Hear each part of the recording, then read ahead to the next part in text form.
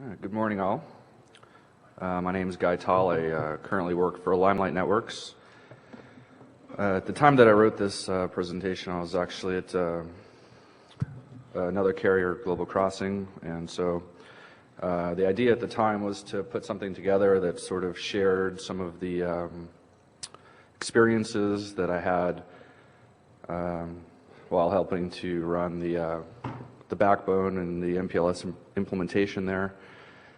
Since I had left, I actually had to strip out some of the specific information about certain incidents, but I think it actually made the presentation better to have it be a little bit more generic anyway. So I'll try to supplement with some examples if possible, but I apologize, it's not exactly the same presentation as I first put together. Okay, let's try that. All right. So what we're going to talk about is a quick overview of what MPLS is, why you'd want to use tunnels, maybe why you'd want to use MPLS specifically, discuss RSVP a little bit and some of the quirks. I'll go into a couple of examples of some issues that we ran into or that anyone that would implement it would run into. I'll go into where to place the head ends of the tunnels and some different ramifications of where you place them, whether you're going to do online or offline calculation for your reservation statements, and then I'll summarize it up at the end. So MPLS, it stands for multiple protocol label switching. Basically, packets are switched through the network along a predetermined path through the cunning use of labels.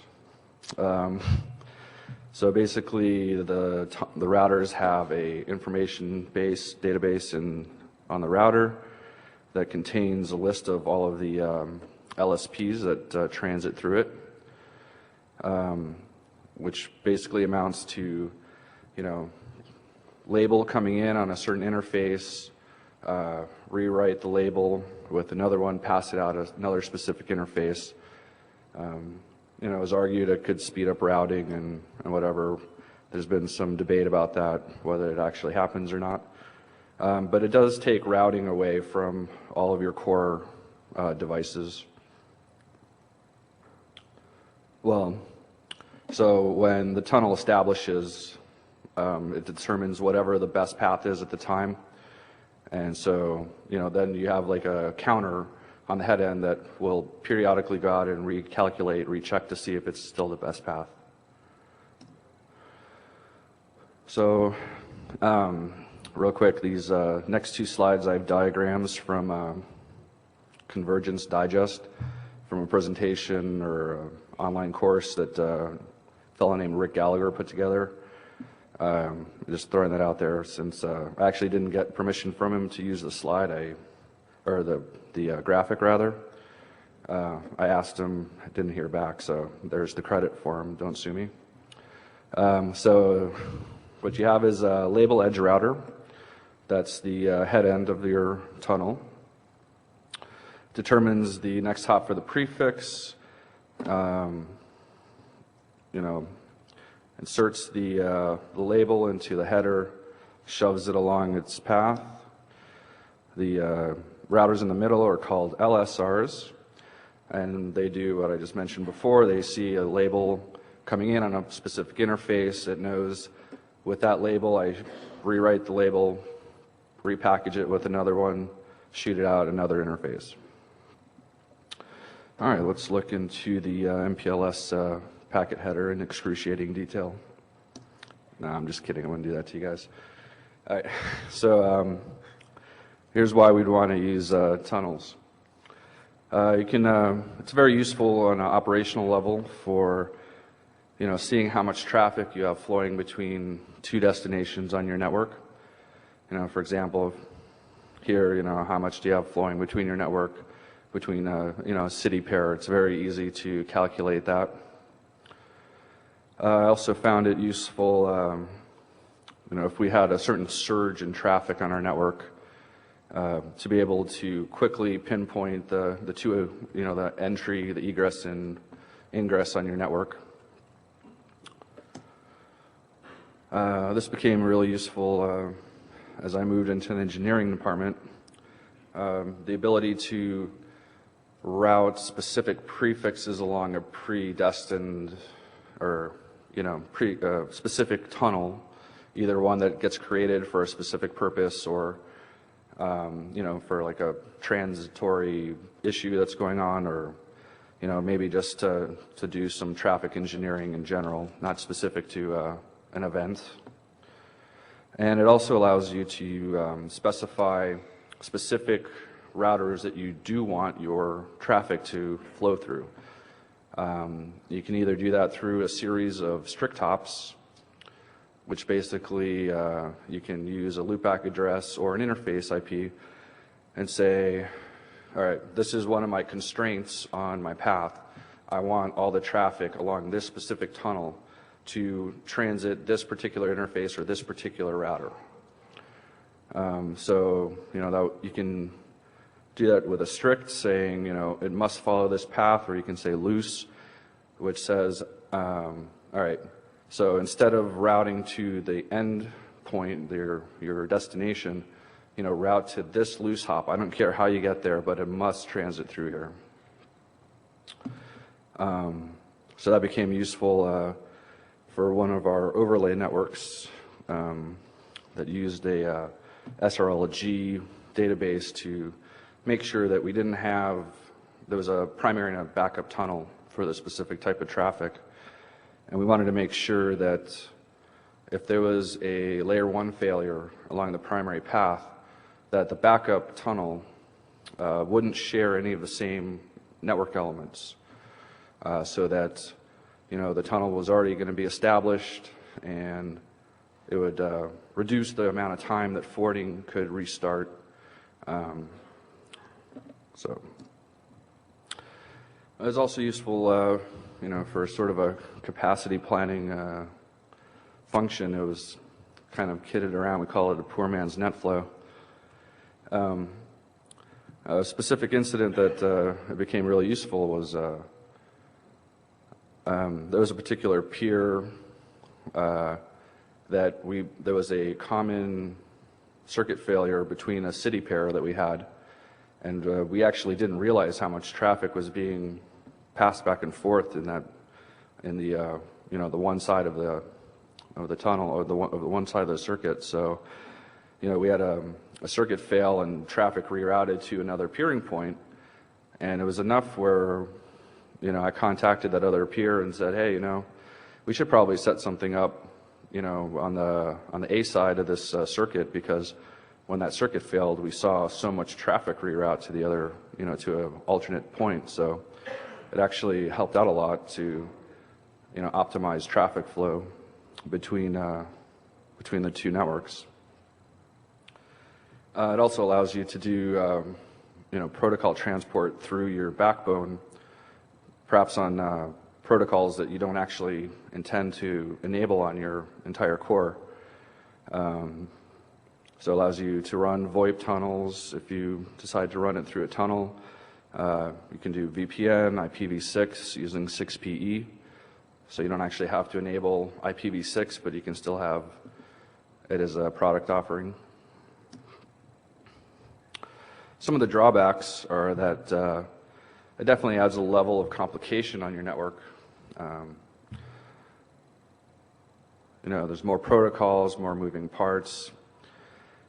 It also adds a lot of overhead, and so you need to have beefier routers. So it simplifies the routing a little bit through the core, but it adds state to be able to keep all of the the tunnel information database up.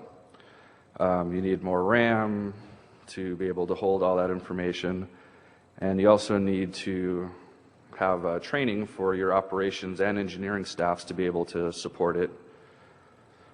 And you also have a possibility of a disconnect between your data and control plane, meaning that as your data travels along a certain path, if you go to a specific router that's not on a head end of the tunnel, and you run a trace route, you may not be following the same path because that's not going to be constrained by whatever your constraints are that you specify in your head end. But there's been some items that I'll mention in a sec that help out with that. There's also the issue of TTL propagation. One of the, when we first enabled MPLS at Global Crossing, people would just see, side A, Los Angeles, side B, New York, and hey, what's going on in between? So, one of the nice parts about it is that as a carrier, you can troubleshoot your own network without getting bombarded with emails. Hey, your path switched from here to there. So you can hide your network events a little bit better. The MPLS ping is what I just mentioned a second ago, as far as being able to run a trace route or a ping from the head end and actually have it take the tunnel. There were some tunnel forwarding issues that we ran into that wouldn't become apparent if you actually just ran a straight ICMP trace route or ping. This may not be too relevant, but it certainly was previously, where you might have some TCP benefit of having fewer hops. Some applications would time out after a certain number of hops. So a couple of customers said that they actually liked the fact that there were fewer hops in the trace route in the path. And then, of course, there's the marketing advantage of saying, hey, we're one hop, two hop network or whatever. So some of the benefits of using MPLS, and so there's a lot of variables about, again, where do you place it and how it's implemented. But, a couple of years ago, it wasn't uncommon to have, OC48 backbone, OC48 uplinks to a router, and generally speaking, customer and peer router ports were, OC12, GigE, different variations, but usually on a scale, one order smaller than your actual backbone or uplinks. There were the larger customers and peers that would have larger interfaces, but now it's not very uncommon to have, a customer or peer on one router that has more capacity, in and out, but on the interconnect than you actually have on your backbone. And then, the size of the ingress or egress circuit is actually, even if it's aggregated, you could have 2 by 10 GigE, 3 by 10 GigE, but the actual, at the core of it, it's still a 10 gig circuit. You can't have a 12 gig flow on it, for example. So having the ability to break flows down into smaller, a series of smaller flows is one of the nice elements. Allows you to defer your upgrade costs a little bit. If your network's running a little hot in a certain area and you have some additional capacity in another, you can use a different combination, either using a loose hop or using a stateful signaling protocol like RSVP to move traffic to non-direct paths. Of course, there's some considerations to take into account, which I'll mention a little bit later, relating to this. And you can do different QoSs with different labels that MPLS offers. Some drawbacks are that you could have an asymmetrical data plane. A lot of times, it will follow the same path as your IGP, so it's usually not too much of a concern, but usually just something to be aware of more than an actual drawback. And as tunnels break, you will lose data in that tunnel when it breaks.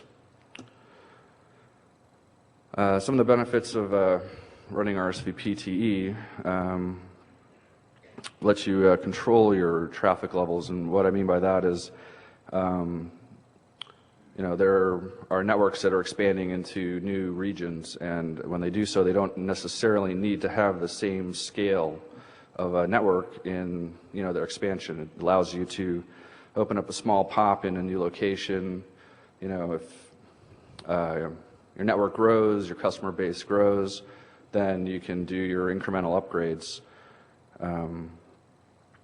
Something that became useful at different times is being able to add uneven parallel circuits where you have maybe OC48 uplinks or 10 gig uplinks, and you don't have the chassis space at the time, or you have to add another card, but you actually have available interfaces that on both sides that where you can bring up some more capacity in a pinch. And so if you were just to have strict IP, it would try to load balance equally, but having something where a protocol where you have the ability to say, I don't want you to send more than X amount of traffic along this path, allows you to use uneven parallel circuits.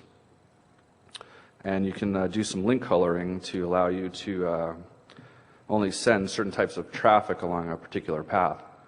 One example would be if you have a node in Asia, and let's say you have better traffic like VPN traffic that wants to go to Europe, instead of having to traverse through North America to get to Europe, you can go directly on through the terrestrial part of Asia.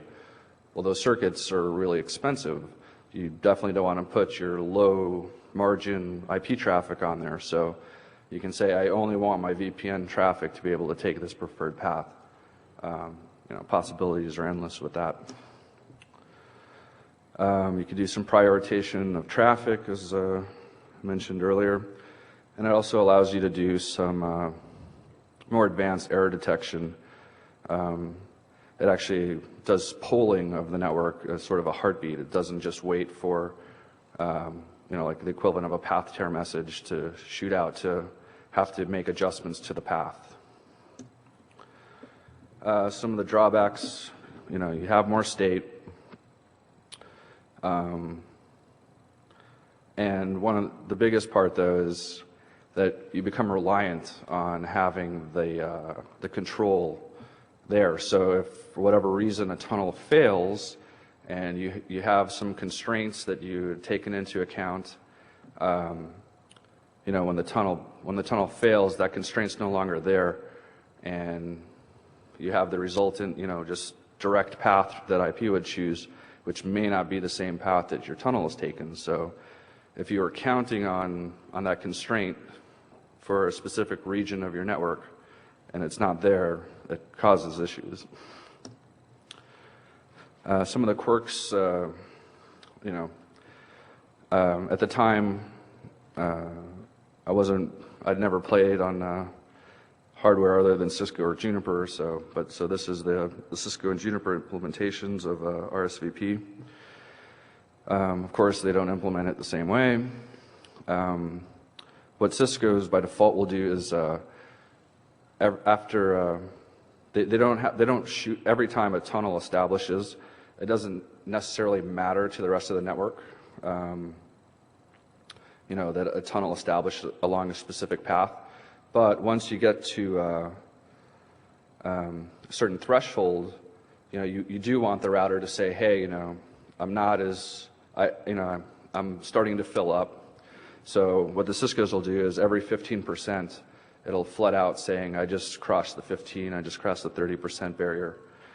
One of the nice things that they do is once it starts getting full, at 95, 96, it starts every 1%, it starts flooding out saying, hey, I'm starting to reach my max, I'm getting closer to my max, and it tells the rest of the network, don't try to signal through me. What the Junipers will do is, it's just 10%, and it goes all the way to 100. So as you can guess, once you get past 90%, unless you actually hit 100, and it's pretty hard to do, tunnels will still attempt to establish through that router. So that became interesting at a certain point when Cisco devices got replaced by Juniper devices as core routers. So now, what happens when your traffic flows start to get bigger? You can allow your tunnels to just keep growing and have 4, 5, 10, 12 gig flows on a specific tunnel. You can convince your budget owner that you need to forklift your entire network, or you can split your demands into parallel tunnels. So usually most people will take option C there, but it's not a magic bullet.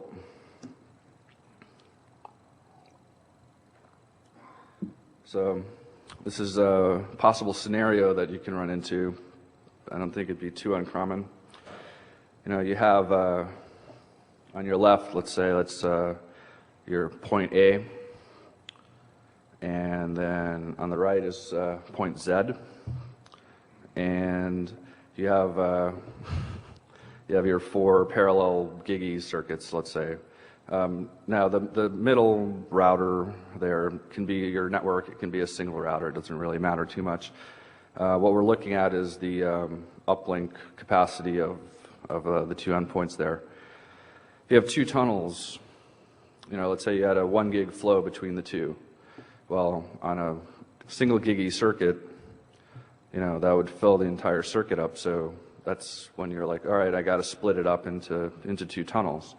And it would just establish through, 2 of the tunnels. Let's just say, for sake of argument, that you actually have like a even distribution across your 4 uplinks. If one of the tunnel fails, the other tunnel will take all of the actual traffic, but it's only reserved half a gig. It's carrying 1 gig of traffic. So now your circuit utilization, instead of having a nice 4 by 60% distribution, you have 2 circuits that are 60%, one that had the previous traffic on it running at 10%, and then the 4th circuit is now at 110%. So something to stress, I guess I should have mentioned earlier, is that there is a disconnect as far as the reservation. The tunnels are not necessarily aware of how much traffic is actually passing through it when it reserves. So it'll take whatever number you have for your reservation. So they're actually, one thing to keep in mind, though, basically the takeaway from this is that, so there's your actual traffic along the tunnel and your reserve traffic for the tunnel.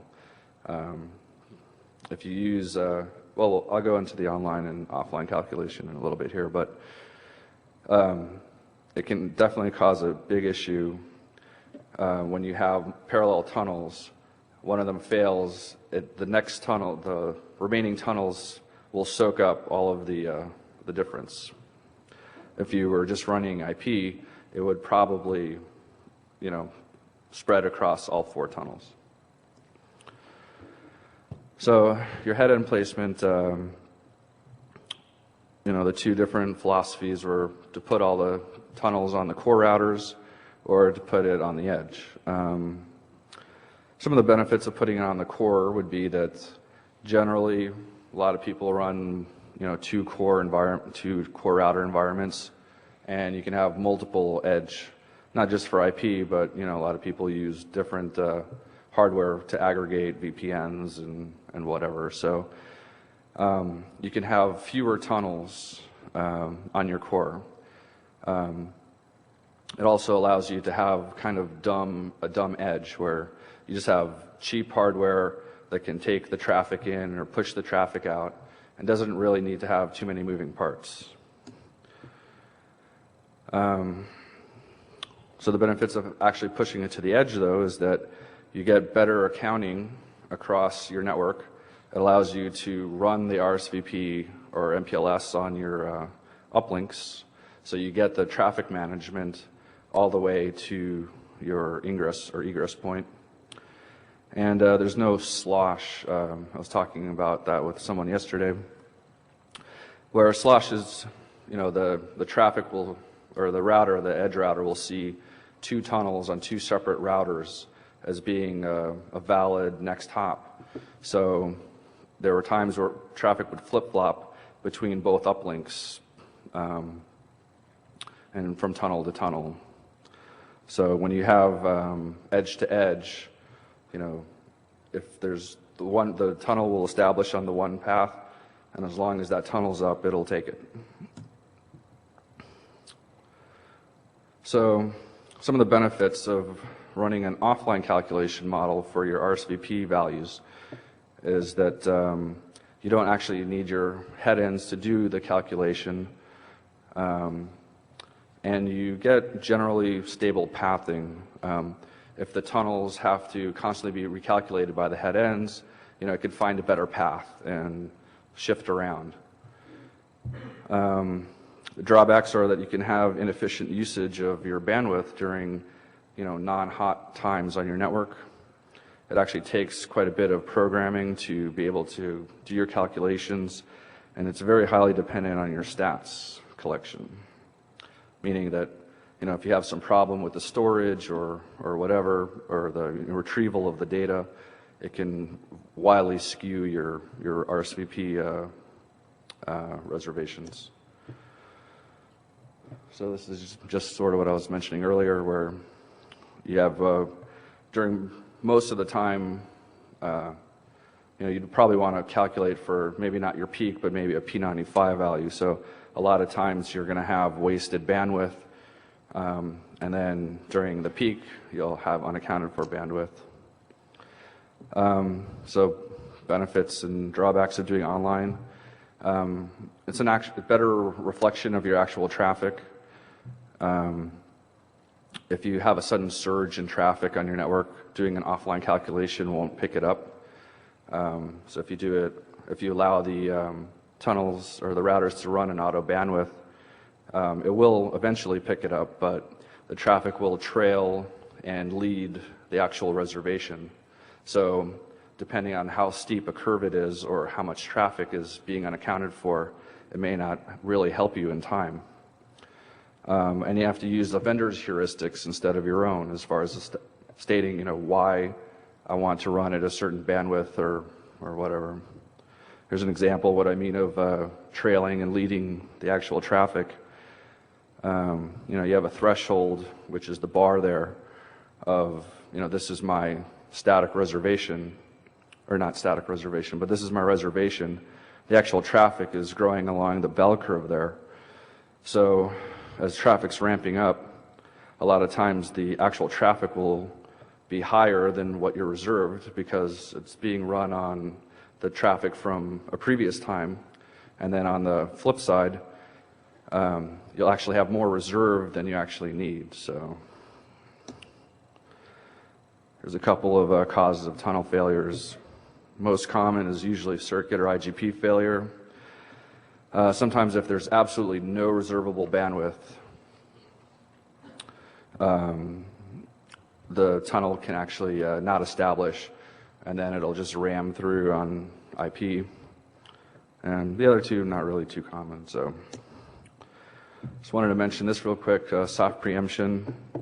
It allows the tunnel to continue forwarding traffic while another tunnel establishes. It's something that actually someone at my current job and someone at my previous job worked on together with a couple of the hardware vendors. Juniper has already implemented it, and Cisco says that they're planning on it. So that will actually greatly help the black holing issue. So some considerations. I'm not saying I have answers to any of these, but so one of the things I mentioned earlier is it better to have traffic running along a suboptimal path all the time, or would it be better to have traffic run along the suboptimal path if there's not full resource available to it, and then as the traffic levels die down, allow the tunnel to go over the specific path, the more optimal path. I don't know. What's a better way to handle the larger flows in traffic? Should we have smaller tunnels? Creates more state on the routers, possibly running into ECMP, equal cost multipath problems. Is it better to have smaller number but larger tunnels? Are they better off on the core or the edge? That's a whole design philosophy as far as, do you want to have a dumb core or a dumb edge? How do you want to calculate your reservations? And another interesting issue is, how to account for sudden surges in traffic, such as if traffic would normally hairpin a specific router, suddenly there's a failure, it has to actually hit your backbone, and your reservations are all out of whack. So the bottom line is, I've found that using tunnels allow you for more control over your traffic and your network. It allows you to defer some OpEx and some CapEx costs. But on the flip side, there's more moving parts. You do need to spend the money on your hardware. It takes more engineering resources. And the bottom line is, it still takes money to make money. So, any questions?